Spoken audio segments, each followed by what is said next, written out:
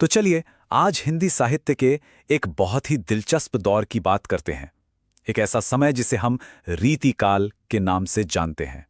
और हाँ, हम उन बड़े बड़े लेखकों को भी जानेंगे जिन्होंने अपनी कलम से इस पूरे युग को एक नई पहचान दी। अच्छा, इन लेखकों के बारे में जानने से पहले ये समझना जरूरी है कि वो किस दौर से आते थे। मतलब रीतिकाल आखिर था क्या?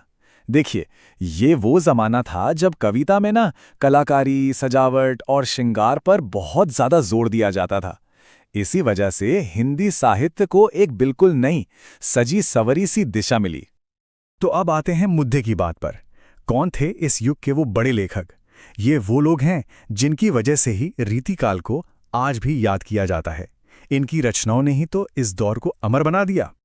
तो ये हैं वो 5 बड़े नाम, रीतिकाल के स्तंभ कह सकते हैं इनको।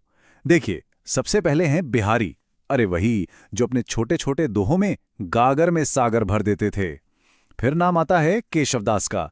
इनकी रचनाएं इतनी गहरी और जटिल होती थीं कि इन्हें कठिन काव्य का प्रेत तक कहा जाता था।